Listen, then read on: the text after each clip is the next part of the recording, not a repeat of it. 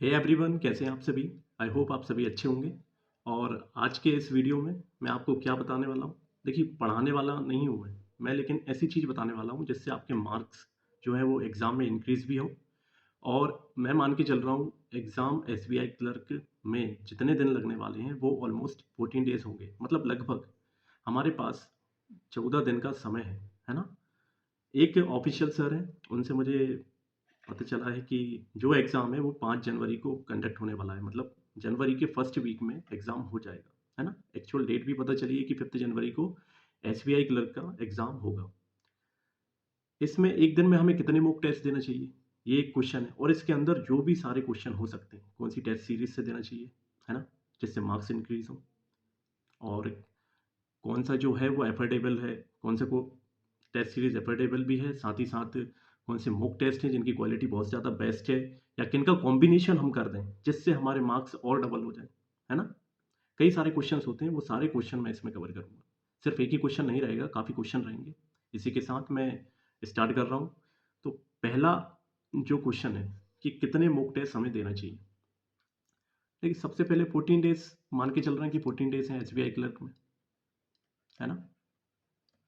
तो इस हिसाब से हर एक दिन में ऐसा ना सोचें कि आप 4 मॉक टेस्ट दे दें, 3 मॉक टेस्ट दे दें, तो आपके मार्क्स इंक्रीज़ हो जाएँगे। ऐसा बिल्कुल भी नहीं है। सबसे पहले ये मिथ को आप दिमाग से निकालो, है ना। पहली बात जो ध्यान रखना है कि आप अपने लेवल को देखो कि आपका लेवल क्या है ना। दूसरा, आपको ध्यान रखना है कि 2 मॉक टेस्ट आपके मिनिमम हो सकते हैं इन लास्ट 14 डेज़ में, या फिर मैक्सिमम 3 मॉक टेस्ट दें। इससे ज़्यादा देने की आप देखिए कोशिश ना करें मेरे हिसाब से, क्योंकि वो बेटर रहेगा। क्यों रहेगा इसका मैं क्लैरिफिकेशन दे देता हूँ। जैसे मान के चल रहा हूँ मैं कोई स्टूडेंट हूँ, मैंने मॉक टेस्ट दिया। एक मॉक टेस्ट देने में लगभग 1 घंटे का होता है, 1 आवर का। हमारे पास कितना टाइम है? 1 डे। लेकिन 1 डे में एक्चुअल में कितने आवर्स हैं? मैं मान के चल रहा हूँ एक बहुत ही अच्छा स्टूडेंट 18 आवर्स पढ़ाई कर लेता है। लेकिन ये पढ़ाई करने की बात हो रही है, टेस्ट देने की बात नहीं हो रही है ना। एक मॉक टेस्ट 1 घंटे का होता है। तो एक मॉक टेस्ट में 1 घंटा तो वैसे ही लगना है, और एक्चुअल में हम उसके लिए प्रिपेयर होते हैं तो 5-10 मिनट उसमें लग जाते हैं, है ना। ओपन करना, उसमें पहुँचना, फिर लगाना। फिर इसके एनालिसिस भी ज़रूरी होता है ना। ऐसा नहीं करना कि एक मॉक टेस्ट दिया, फिर दूसरा दे दिया, और फिर आप माइंड में सोचो कि अब चलो ठीक है, 2 का एक साथ एनालिसिस कर लें। ऐसा नहीं करना। इससे क्या होगा, एफिशिएंसी कम होगी। जब आप ये पूरा है, एक मॉक टेस्ट दिया और उसको एनालिसिस किया तो लगभग आधे आधा घंटा 1 घंटा लग गया। इससे हुआ क्या कि मिनिमम आपको एक मॉक टेस्ट लगाने में 2 आवर्स का समय लग जाता है। मिनिमम मिनिमम बता रहा हूँ कि 2 आवर्स तो आपके जाना ही जाना है। ऐसा नहीं है कि आपने 1 घंटे में मॉक टेस्ट दे दिया और उसका आधे घंटे में एनालिसिस कर लिया। ये तो आपने वो बताया जो एक्चुअल में चीज़ें हो रही हैं, लेकिन इसके आगे पीछे बैकग्राउंड में भी तो चीज़ें चलती हैं, है ना। उसके लिए प्रिपेयर होते हो, आप बैठते हो, लगाना स्टार्ट कर देते हो, उसमें भी समय जाता है। फिर आप एनालिसिस करते हो तो बीच में आप क्या करते हो, थोड़ा-सा ब्रेक भी लेना चाहते हो, है ना। अगर नहीं लोगे, डायरेक्ट लगाने की कोशिश करोगे कि मैंने टेस्ट दिया और फिर मैंने एनालिसिस कर लिया, तो इससे होगा क्या कि बीच में आपकी एफिशिएंसी कहीं न कहीं गड़बड़ होगी। आप क्या हो रहा है, आपने 1 घंटे टेस्ट दिया, मतलब 1 घंटे तक आपका जो माइंड था वो वर्किंग कंडीशन में था, है ना? इस चीज़ को आप समझ पा रहे हो? मतलब कहीं न कहीं आपकी जो एफिशिएंसी थी, वो 1 घंटे तक कंटिन्यू काम कर रही थी। अब आपको चाहिए थोड़ा-सा ब्रेक, मतलब 5 मिनट का भी हो सकता है, 10 मिनट का भी होगा। इससे होगा क्या? आपका माइंडसेट दोबारा रिफ्रेश होगा। माइंड रिफ्रेश होगा, तो आप क्या करोगे, क्वेश्चंस को काफ़ी स्पष्ट रूप से देख पाओगे, क्लैरिटी के साथ देख पाओगे। कहीं न कहीं आपको दूसरी चीज़ें जो ट्रिक्स हैं माइंड से, वो निकल कर के आ रही होंगी, है ना? क्वेश्चन को ईज़ी जो डायरेक्शन होती है, वो कहीं न कहीं आपको मिल पा रही होगी। अब यहाँ पे एक सवाल उठता है कि कितने मॉक टेस्ट? तो मैंने अभी आपको बताया कि 2 लगाएँ या फिर मैक्सिमम 3 लगाएँ, है ना? इससे ज़्यादा करने की आप कोशिश ना करें, कहीं न कहीं वो आपको बेनिफिशियल नहीं होने वाला है। अब मान लो आपने, मैं मान के चल रहा हूँ 2 मॉक टेस्ट, कैसे लगाना है? एक लगा लो आप मॉर्निंग से दिन के टाइम में, है ना? सुबह से 12 बजे के बीच में कभी भी आप एक मॉक टेस्ट दो। इसके बाद जिनके बेसिक क्लियर है उनके लिए बता रहा हूँ ना, 14 डेज़ में क्या हमें करना है। एक मॉक टेस्ट दिया, इसका एनालिसिस अच्छे से करो, है ना? कई क्वेश्चंस रह जाते हैं, इनको हमें देखना होता है। वो अच्छे से किया। उसके बाद देखो, थोड़ा-सा ब्रेक लो, जिससे क्या होगा, ब्रेक लेने से क्या होगा, माइंड एकदम आपको खाली करना है।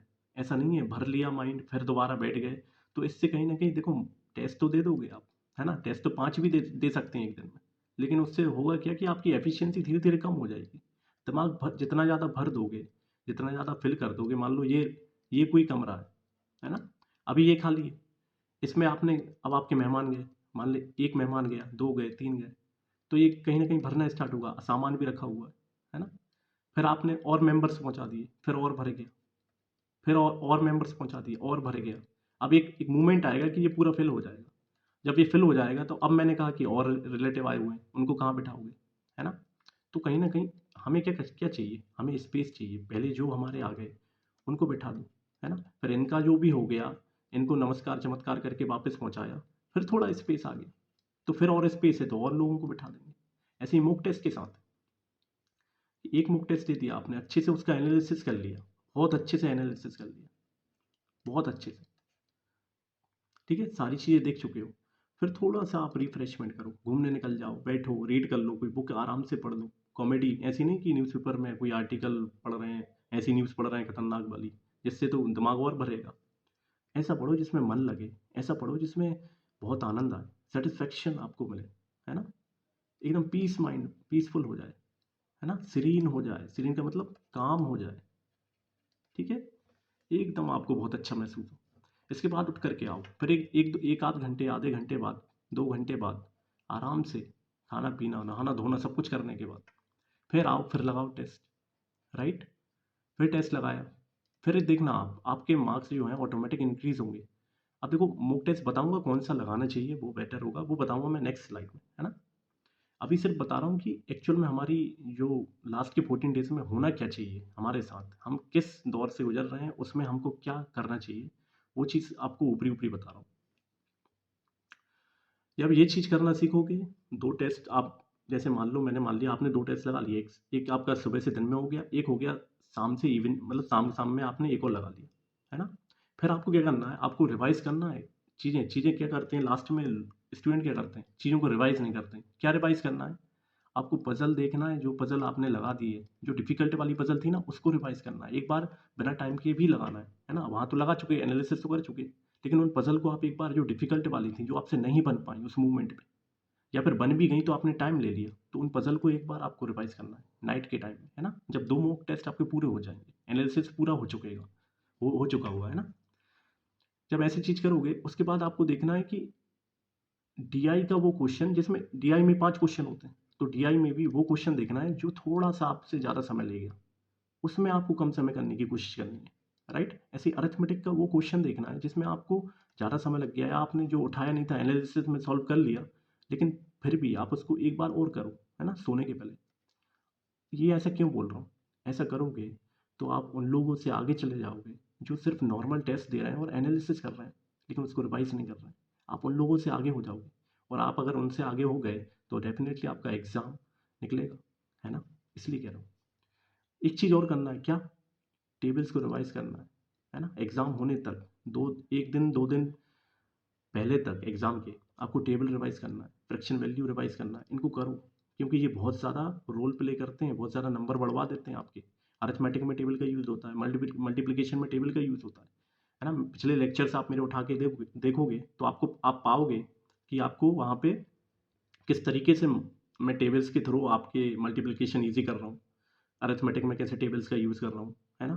कहीं भी क्वेश्चन होगा डीआई में, कैसे टेबल्स का यूज़ कर रहा हूँ, तो वो सब आपको ईजिली, और स्क्वायर्स जो है वो भी रिवाइज कर लेना। कहाँ तक, 50 तक, है ना, मिनिमम 50 तक कर लो, मैक्सिमम जाना है तो 60 तक जाओ, है ना। 100, मैं ये नहीं कह रहा 100 तक करो, ऐसा कोई नहीं, हमें चीज़ें रटना नहीं है, राइट। अब लेके चलता हूँ बहुत अच्छी चीज़ पे, कहाँ पे, कौन सा मॉक टेस्ट होना चाहिए, या फिर आप कौन सा लगा रहे हो। तो देखो, ये सारे मॉक टेस्ट हैं, मतलब टेस्ट सीरीज के काफ़ी सारे प्लेटफॉर्म हैं, चाहे वो ऑलिव बोर्ड हो, चाहे वो प्रैक्टिस मॉक हो, चाहे वो अड्डा हो, गाइडली हो, या टेस्ट बुक हो, स्मार्ट कीड़ा हो, है ना। तो जो मार्केट में अवेलेबल है, जो मतलब जो ऊपर, जो सबसे ट्रेंडिंग में चलते हैं, वो यही है ना। एक्स्ट्रा कोई आपका है तो वो भी बेटर है, लेकिन जो जितने मुझे, मेरी जानकारी में हैं, जो मुझे बढ़िया लगते हैं, वो ये प्लेटफॉर्म है। पहली चीज़ क्या है, आपके दिमाग में आ रही होगी कि मेरे पास तो, मान लो अड्डा है, तो क्या मैं सिर्फ अड्डा ही कह दूँ। देखिए, आप कोई सा भी दीजिए, सब अच्छा है, लेकिन आपको एग्ज़ाम निकालना है, उसके लिए कौन सा अच्छा है, ये चीज़ आपको पता होना चाहिए, ये बात आपको पता होनी चाहिए। तो पहला जो अगर मैं कहूँ कॉम्बिनेशन रखना है आपको, है ना? तो आपके पास एक मस्ट जो होना चाहिए वो ये है, ऑलिव वुड। इसका रीज़न भी बताता हूँ कि ये क्यों होना चाहिए। सबसे पहला रीज़न, ये मस्ट है, क्यों होना चाहिए? जब आप इसका एक एक फ्री जिसके पास देखो है, बहुत बढ़िया है, बहुत अच्छा उसके लिए। लेकिन जिसके पास नहीं है, तो उसके पास क्यों होना चाहिए? या फिर आप यहाँ से फ्री को जो मॉक टेस्ट है, इसमें जो अवेलेबल टेस्ट हैं, वो ज़रूर लगाएँ। जब आप टेस्ट दोगे इसका, तो you will feel definitely something different, है ना? Up to the mark. आप क्या फ़ील करोगे? आप एक अलग ही लेवल फ़ील करोगे। इसकी पज़ल्स जो हैं रीज़निंग में, उनमें आप वैराइटीज़ फ़ील करोगे, है ना? आपका दिमाग कहीं न कहीं देखो कन्फ्यूज़न में आने वाला है जब आप इसके टेस्ट दोगे, कुछ पज़ल्स को लेकर के। क्योंकि ये डिफरेंट स्टेटमेंट वहाँ पे रखते हैं, ऐसे रखते हैं जो एग्ज़ाम लेवल होते हैं। जो एग्ज़ाम लेवल होते हैं और एग्ज़ाम से थोड़ा-सा ऊपर भी होते हैं, है ना? उस चीज़ में आप फ़ील करोगे। इसके कमेंट सेक्शन में भी अरिथमेटिक को आप फ़ील करोगे। बहुत अलग लेवल को फ़ील कर पाओगे इसके, है ना? इसकी जो फ्रेमिंग होती है क्वेश्चन की, वो थोड़ी आपको डिफरेंट मिलेगी, जो आपके दिमाग में कहीं न कहीं कैलकुलेशन को काफ़ी ज़्यादा महसूस करवाएगी आपको कि और ज़्यादा मुझे करना चाहिए कैलकुलेशन, है ना? आपके दिमाग की कसरत करवा देगी। और इसका जो एनालिसिस का जो एआई है, वो भी अच्छा है। मतलब ये आपको एआई सेक्शन में जब आप जाओगे, जैसे अटेम्प्ट कर देते हो, उसके बाद आपको देखने को मिलेगा क्या? ये खुद बताएगा कि आपका कौन सा सेक्शन वीक है, किस सेक्शन में आपको काम करना है, किस टॉपिक में आपको वर्क करने की नीड है, ज़रूरत है। ठीक है ना? और ऊपर से इसका जो लेवल है वो एग्जैक्ट एग्जाम लेवल है। ये नहीं कह रहा हूँ कि इनका नहीं है, इन सब का भी है, लेकिन इसका तो है ही है। इसको आप खुद अटेम्प्ट करो, मैं नहीं कह रहा हूँ कि यही ले लो, लेकिन अटेम्प्ट करो, खुद फील करो, उसके बाद इस पे जाओ। फिर फिर मैं बात करता हूँ कि इसके साथ कौन सा होना चाहिए। अब देखो, इसके साथ अगर कोई सा रखना है तो कोई सा भी रखो, जैसे अड्डा रख लिया आपने, ऑलिव बोर्ड के साथ अड्डा ले लिया, तो अड्डा के टेस्ट बहुत अच्छे हैं। आपका बेसिक कॉन्सेप्ट सब क्लियर होगा, है ना? बेसिक कॉन्सेप्ट सब क्लियर हो जाएगा। ये कॉम्बिनेशन है। या फिर सिर्फ आपके पास अड्डा है तो कोई बात नहीं, बहुत अच्छी बात है। अड्डा भी है तो कोई बात नहीं। अड्डा में क्या होगा, टेस्ट है आपके पास, जब आपने टेस्ट दे दिया, है ना? उसमें क्या होगा, काफ़ी सारे टेस्ट होते हैं, 25 प्लस टेस्ट होते हैं, तो किसी किसी में तो 30 प्लस टेस्ट होते हैं। फुल लेंथ की बात कर रहा हूँ, प्री के लिए, है ना? तो टेस्ट दे दो। जब देने के बाद क्या देखोगे, इसका लेवल देखोगे। तो किसी में डिफिकल्ट लेवल होता है, किसी का इजी लेवल होता है, किसी का मॉडरेट लेवल होता है। टेस्ट ऐसे ही फ्रेम होते हैं, है ना? तो यहाँ पे आपने दिया, देखो, जब आप टेस्ट देना स्टार्ट करोगे, मान लो एक दिया, दो दिया, तीन, चार, पाँच ऐसे दोगे, तो आप क्या करोगे, आप कहीं ना कहीं ये फील करने लगोगे कि यहाँ पे क्वेश्चंस कैसे हो रहा है, एक लेवल पे आकर के पैटर्न सेम मिल रहा है ना? वो चीज़ फील करना स्टार्ट कर दोगे। और फिर एक माइंड में क्या चीज़ आएगी, थकना आपको स्टार्ट हो जाएगा, कि थकावट, अरे बोर होने लगे सेम चीज़ से। तब आपको क्या चाहिए, वैरायटी चाहिए। और वैरायटी के लिए हमेशा कॉम्बिनेशन रखा जाता है ना? माय डियर फ्रेंड्स, हमें जीवन में वैरायटी ही चाहिए होती है। इसलिए मैंने स्टार्टिंग में आपको बता दिया कि कॉम्बिनेशन रखना चाहिए हमें टेस्ट सीरीज में। जब आप इसमें बोर हो गए, मान लो 5 लगा लिए, तो 5 इसके लगाओ, है ना? एक इसका लगाया तो एक इसका लगाओ।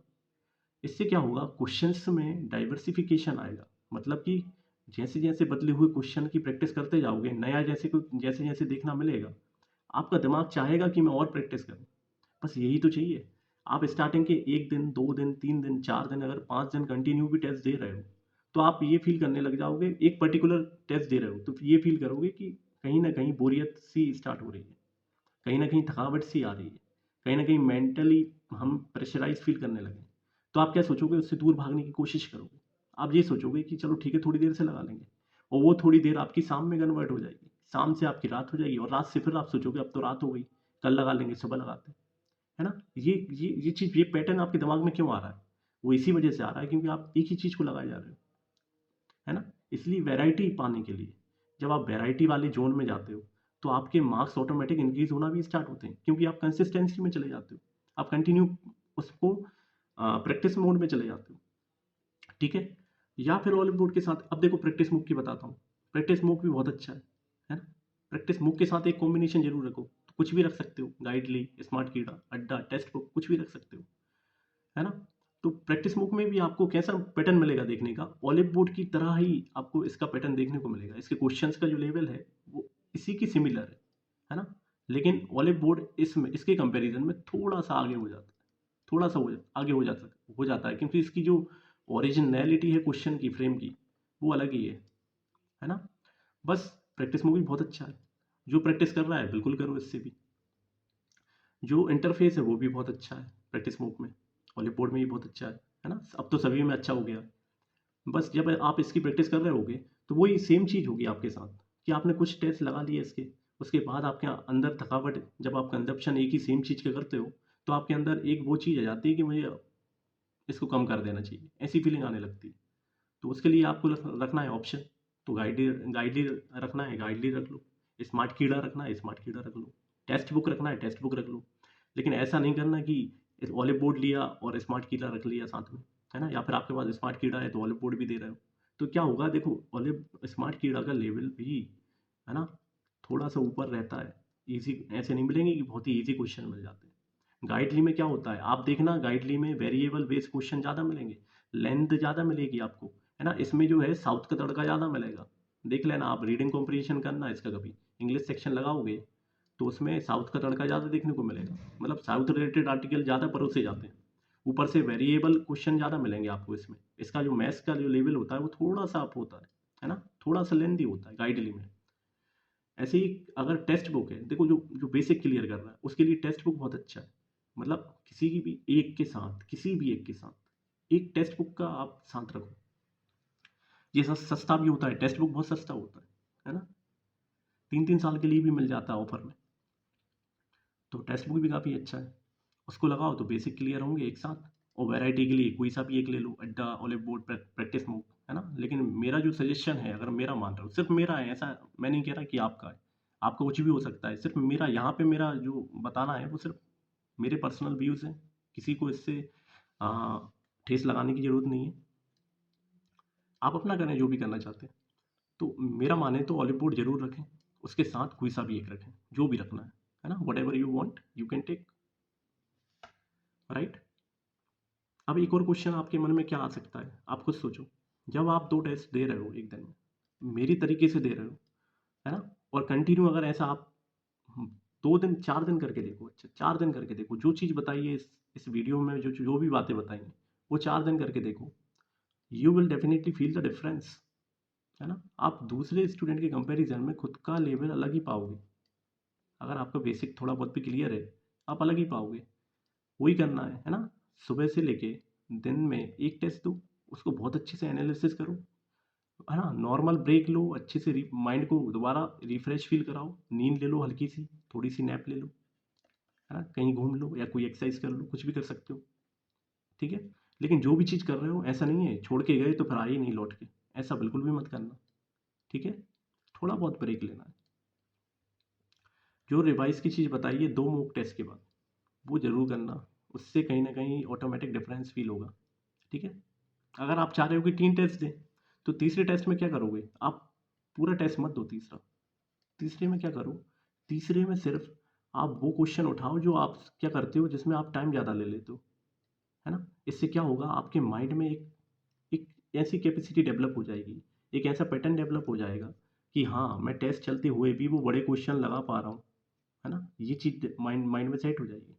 इससे क्या होगा, जब एक्चुअल एग्ज़ाम आएगा, एग्ज़ाम वाले डे क्या होगा, आपके सामने वो चीज़ देखने को मिलेगी जिसमें आप डिफ़िकल्टी फ़ील कर रहे थे, लेकिन आपने चूँकि पहले ही प्रैक्टिस कर ली उसकी, है ना, उसकी पहले ही प्रैक्टिस की, अटेम्प्ट करने की कोशिश आप बार-बार कर चुके हैं, तो इसमें आप डिफ़िकल्टी फेस नहीं करोगे। ये चीज़ आपको फिर कहाँ से, आपका दिमाग क्या कहेगा कि हाँ, इसको भी अटेम्प्ट कर लो, फिर आपके माइंड में ये चीज़ आ जाएगी। ये चीज़ नहीं आएगी कि इसको छोड़ दो, है ना। ये थोड़ा-सा डिफरेंट चीज़ है, करके देखना, बहुत अच्छा मज़ा आ जाएगा आपको, ज़रूर करना। इसका देखो, इसकी जो प्राइस होती है वो थोड़ी ज़्यादा होती है ना। इसके बाद इसकी भी प्राइस थोड़ी-सी ज़्यादा होती है। इसकी भी प्राइस आपको थोड़ी-सी ज़्यादा मिलेगी, फिर आपको अड्डा की मिलेगी, और सबसे सस्ता तो फिर आपको गाइडली और टेक्स्ट बुक मिल जाएगा, है ना।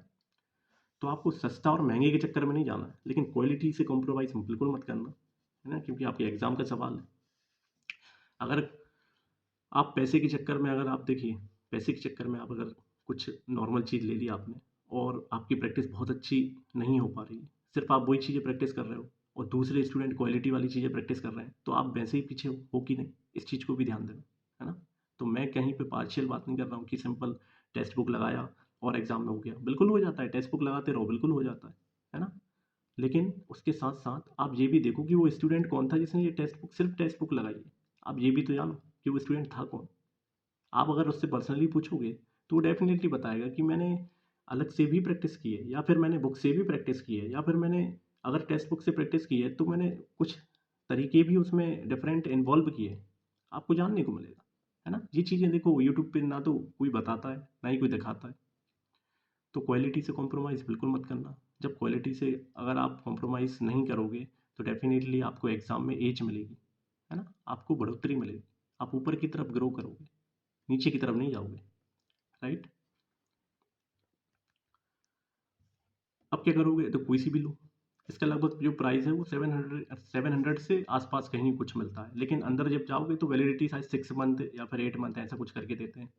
ऐसे ही अड्डा का भी आसान ही होता है। किसी-किसी को 600 500 में ही मिल जाता है ना? 1-1 साल के लिए। डबल वैलिडिटी भी देते हैं ये। अभी देखो 25 दिसंबर 25 दिसंबर है। जिसने नहीं ली है तो वो क्या करेगा? इन सब के लिए थोड़ा-सा वेट कर ले। ऐसा नहीं आज ही परचेज़ करना जिस पे नहीं है। जिस पे है उसके लिए बहुत अच्छा है ना? थोड़ा 25 दिसंबर के आसपास वेट करना क्योंकि ये क्या है क्रिसमस डे है।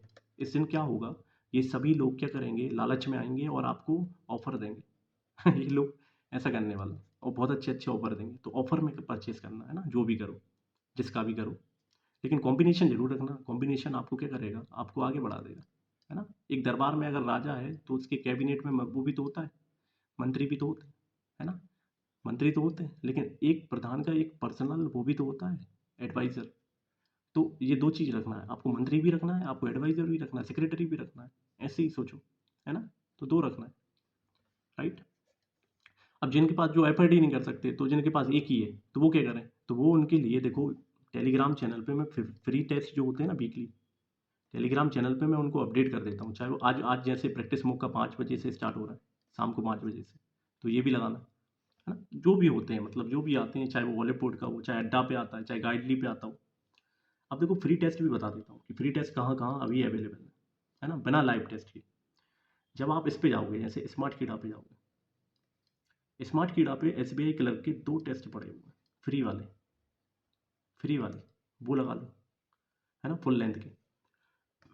गाइडली पे भी लगभग 3 से 4 टेस्ट पड़े हुए हैं एसबीआई क्लर्क के।